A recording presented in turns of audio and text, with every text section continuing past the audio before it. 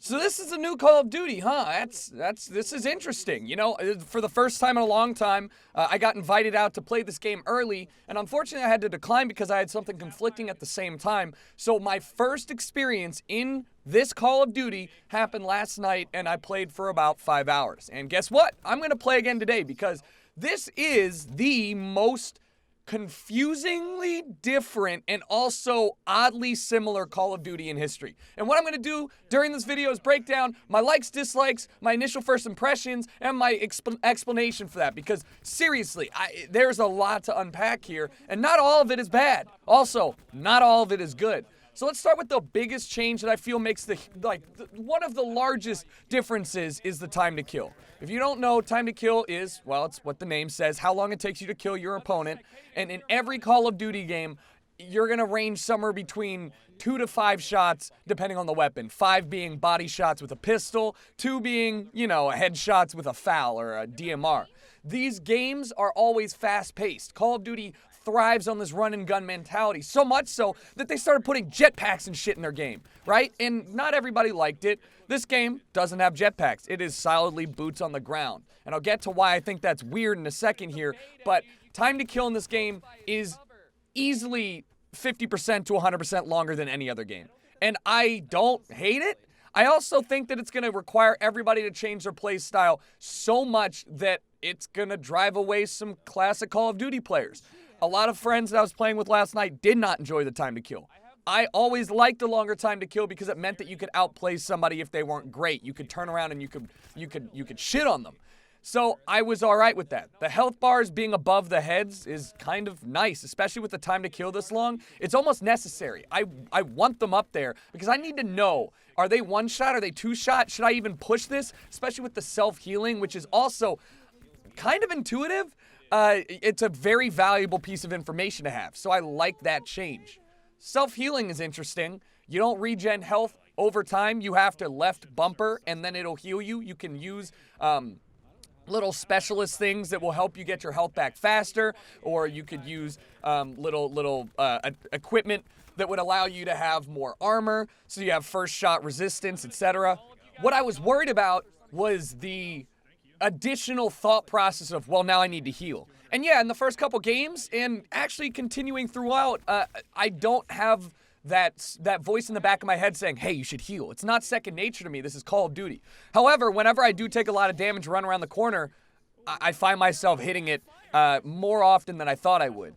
Very rarely am I running into a fight and saying, ah, shit, I forgot to heal, although it does still happen. And if that's the first day of this mechanic, and I'm already feeling kind of comfortable with it, I don't see why it wouldn't be a problem. They did a good job making it so you're mobile when you heal. You can shoot when you heal, you can run when you heal. It's not something that locks you down. You're not Roadhog in Overwatch. You're not a target as much as I was worried you would be. So it's less about getting out of the action to heal and more about healing on your way in between fights. So I honestly think 2 thumbs up for that addition. The specialists, there's a lot more. Black Ops 3, I forgot, was the moment that we brought in specialists to Call of Duty. And I have to say, I had this thought when it came out, and I still have this thought now to this day. Specialists did not add anything meaningful or valuable to the Call of Duty franchise. They didn't. The game was not built from the ground up around them, so they don't really shine in any way, shape, or form.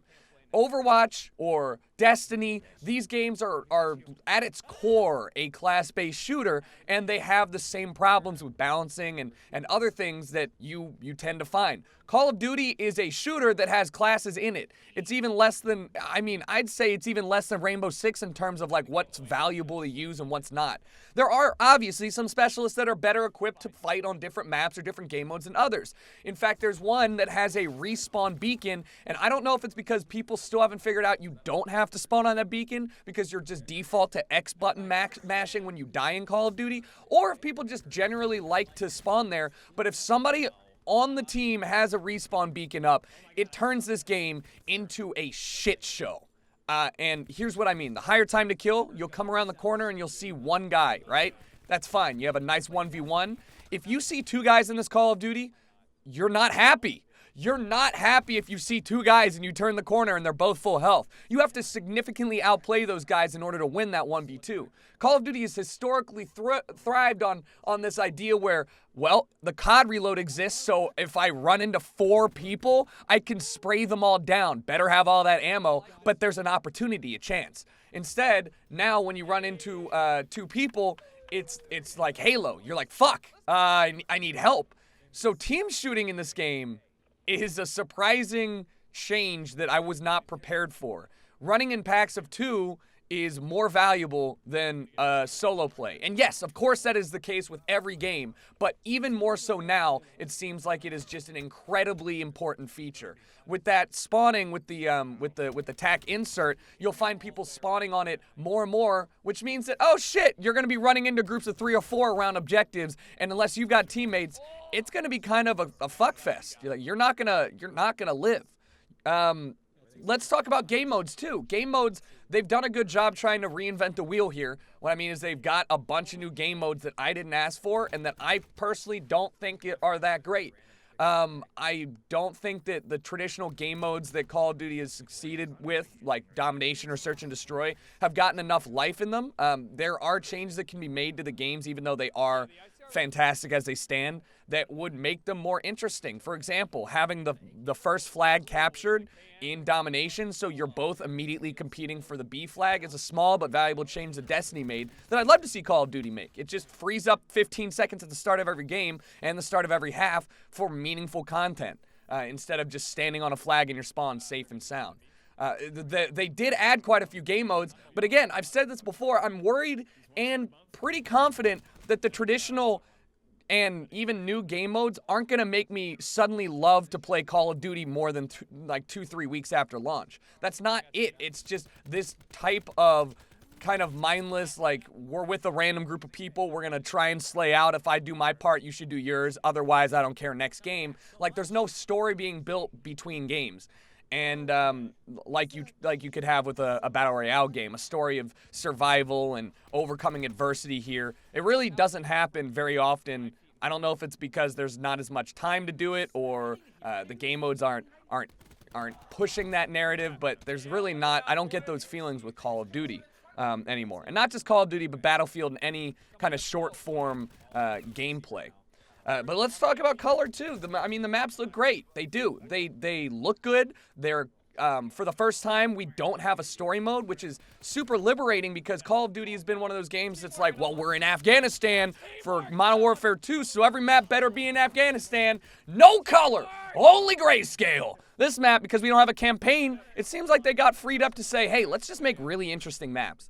And if they run with that through DLC, I think that I'm going to see some of my favorite maps in any Call of Duty. When you have creative control and freedom to do whatever you want and you're not locked down to a specific vibe, you can create interesting maps and flows that weren't possible. And so I'm excited for that. But what don't I like?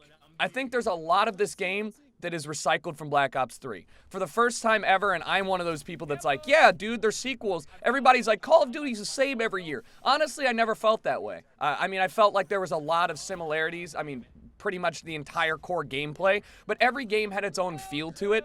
This game straight up feels like Black Ops 3.5, and I don't think that's all a bad thing. I'm just also, for the first time, disappointed.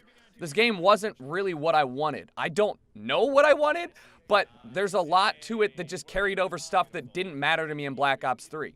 In fact, the specialists, again, I'm going to say, just don't do anything for me. When you get your alt or your super or whatever you want to call it, and you get to run around and do one thing one insane move, yeah, it's rewarding, I guess, but it's not game-changing, and it's frustrating, to say the least, when you're on the other side of one that locks up your whole team or something like that.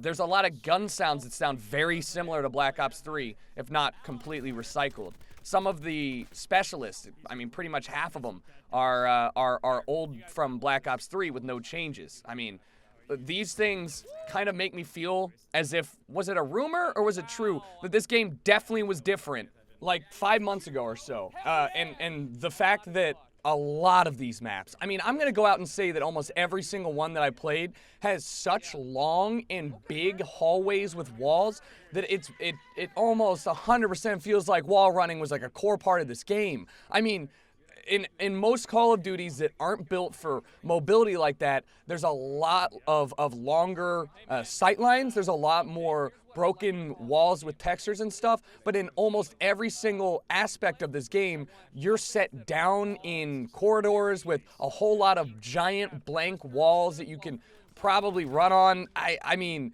I'm not upset because I actually do like the mantling in this game. It feels really smooth. And I also didn't even hate the quote-unquote jetpack booster things in Black Ops 3. But what I do appreciate is that it's super boots on the ground, so verticality is not really an issue. But like, there are quite a few points on the map, especially in this one, where you're just like, why is there a giant hole there with a giant wall on the other side of it that looks like you could just run across it? So, I mean, I think people are going to be happy with the way the game moves, but it does kind of strike me as weird that the maps are situated like that.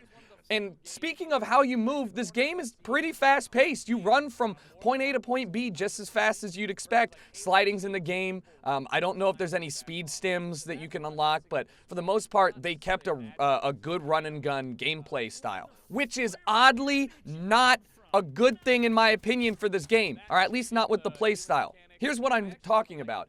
The time to kill is so long that when you're running and gunning and feeling like there's all this emphasis on moving around, I saw in like the trailer a lot of hip firing and stuff. In this game, if you're not hitting headshots, you're dead. You can't run and gun in this game like you'd expect in other Call of Duties. It's because the movement is so crisp and smooth, which is what you'd expect and what I love, and the time to kill is so long that there's this disparity between how you move around the map and how you actually fight in it.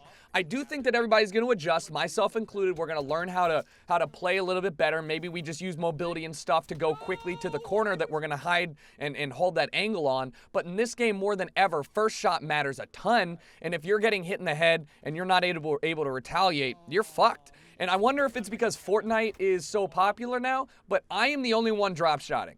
Not only that, but they nerfed the shit out of drop shotting. Your aim goes everywhere, you hip fire, it's not good, you're slow to get down and get up. Drop shotting is dead in this game, super dead. But jump shotting is like meta. I want to say that it's Fortnite, but I mean, people are fucking hauling ass around these corners, flying in the air, and scuff jumping is absolutely a necessity. Sidearms are, you know, sidearms, but I'm interested to see how people play this game. I didn't find any map that I was really comfortable sniping on. Again, I haven't used a controller since I last played Call of Duty World War II, and I'm talking, this is back when the race happened, so I'm surprised that I'm actually doing so decently with the controller, but sniping is tough for me. It's tough. No auto aim, or I'm sorry, aim assist in with the sniper, which means that, you know, you hitting those nasty drag scopes are a little bit tougher than you expected. And this is, by the way, this part of the game gets really, really grindy because we both have spawn systems right next to B. So look at how this works. Look at how everybody is just consistently in a fight here. And I thought I was doing terribly this game. Turns out I had like 40, I went like 46 and 25. But that's what you want to avoid and what I want to avoid in a Call of Duty. I don't want to be frustrated when I do well. When I do well, I want to feel accomplished and I want to feel good about it. But this game, for better or for worse, I didn't feel that.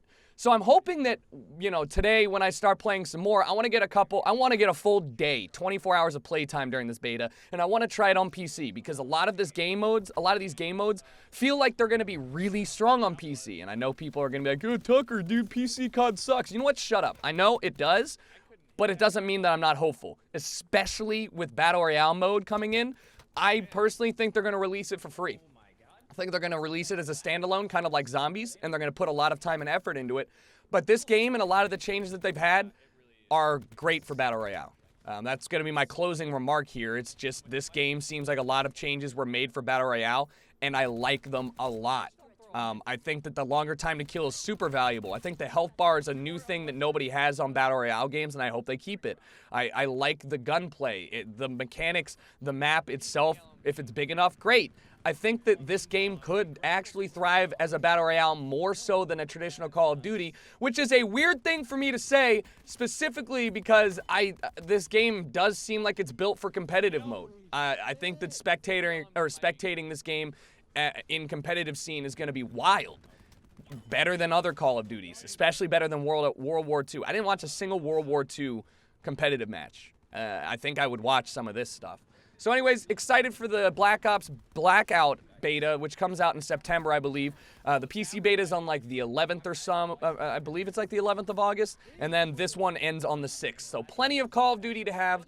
And my armchair opinion of this game is it's a soft 6 out of 10 right now. And it could go to a 3 or it could go to an 8. It's not going to stay where it's at right now. And a lot of that, for me, depends on Blackout. And I'm sure there's quite a few other people like that. So fingers crossed, it's Treyarch. If anybody knows how to make a game in a short amount of time, it's Treyarch. And I'm very faithful to Vaughn. So, put some respect on my man. I'm out. Hopefully I'll see you guys around. See you guys tomorrow. All that shit. Thanks for watching. And I'll talk to you all later.